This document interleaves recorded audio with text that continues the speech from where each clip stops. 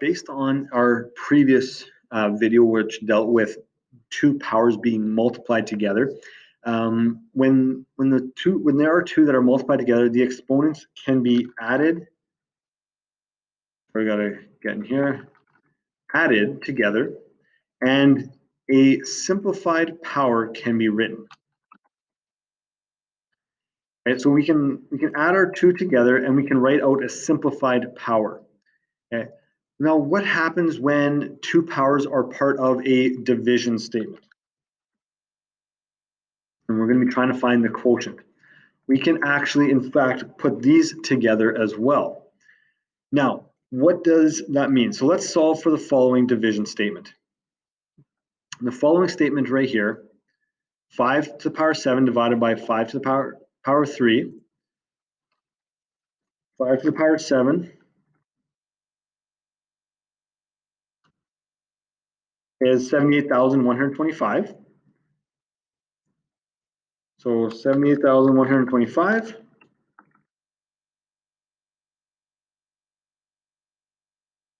And we're going to divide that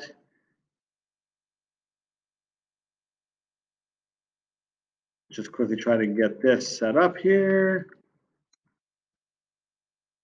Divided by 5 to the power 3, which is 125.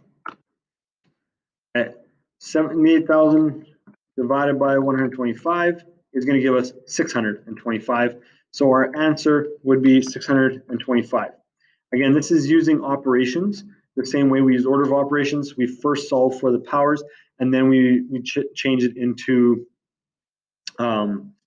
we do all the operations. Now, let's use the following statement, and we're going to write it in repeated multiplication. Now, I'm going to write out something. I'm going to write it out as a fraction, okay? And I want to just, I'm going to write that in here. I have a statement right here, okay? So remember that a division statement can be written as a fraction with one term in the numerator and the second one in the denominator. Okay, so it can be written out as a fraction with one term. So we're going to do the first term in the numerator. The second term is going to be in the denominator, and that's the way that it has to be. We always do first term in the numerator, second term in the denominator. All right, this is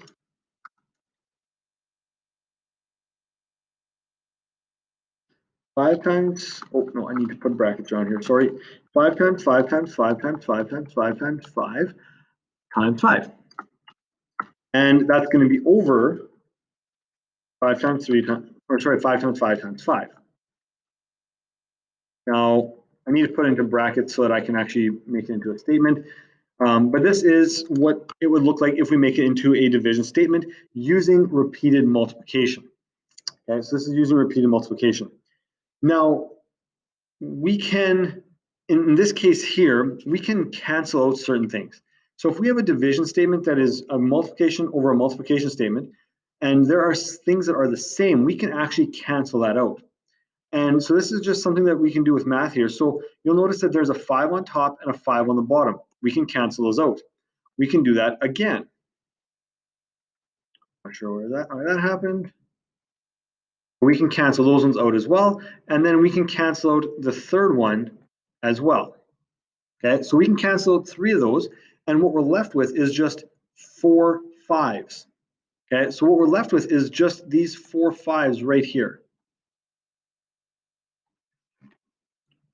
Not sure why it is doing that to me here. Let's try this again. All right, so we just have those 4 5s. That's all that's left. Everything else cancels out. Okay, and this is something that we can learn for future examples as well. So this would be the same as saying, let's get this in here, 5 to the power of 4.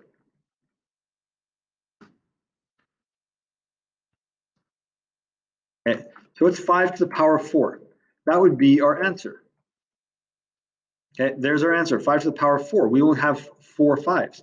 You'll notice that in the same way that we could actually put together numbers when it came to multiplying, we can actually take away numbers when it comes to dividing. So the answer to each statement can be written as a single power, which has the same base. Okay. So again, if we have the same base in two powers that are being divided together, we can actually combine those into a single power. And you might already kind of figure out how we can do this here.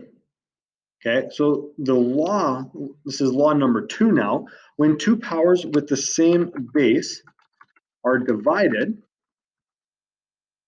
and so creating a quotient by each other, a simplified power can be written, again, using the same base. And now instead of adding the exponents, we subtract the exponents. So we have the same base, but now we subtract the exponents.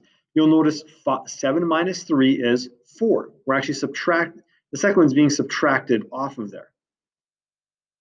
So let's simplify each expression into a simplified power.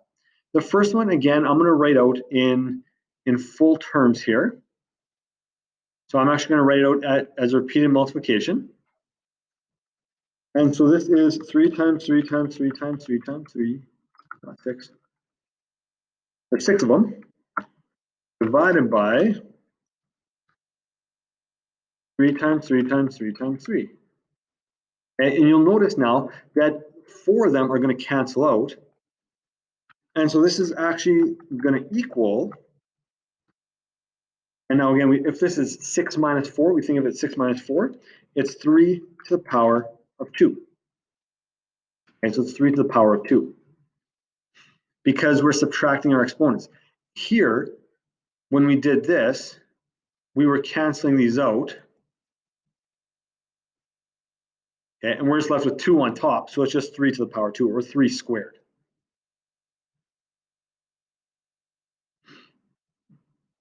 The next one here, we are given the base of -4. Both of them have the same base. Okay, so that works out really nice.